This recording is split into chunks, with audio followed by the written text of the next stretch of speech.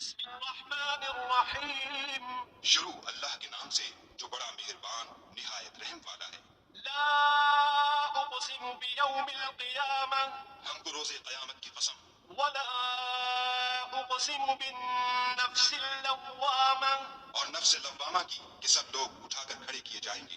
ایحسب الانسان ان لن نجمع عظامہ کیا انسان یہ خیال کرتا ہے کہ ہم اس کی بکھری ہوئی ہڈیاں اکٹھی نہیں کریں گے؟ بلا قادرین علی ان نسوی بنانہ ضرور کریں گے، اور ہم اس بات پر قادر ہیں کہ اس کی پور پور درست کر دیں۔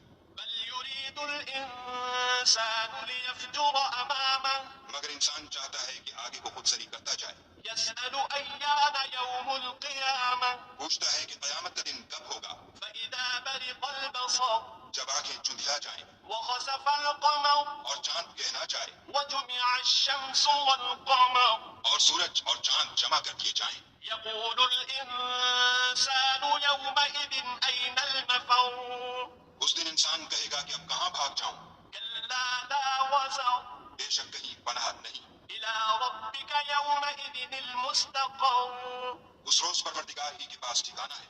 ينبأ الإنسان يومئذ بما قدم وأخر اس دن انسان کو جو عمل اس نے آگے بھیجے اور جو پیچھے چھوڑے ہوں گے سب بتا دیے جائیں گے۔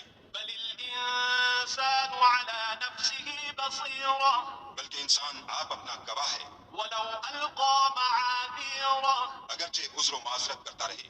لا تحرك به لسانك لتعجل به اور اے محمد صلی اللہ علیہ وآلہ وسلم، وہی کے پڑھنے کے لیے اپنی زبان نہ چلایا کرو کہ اس کو جلد یاد کر لو۔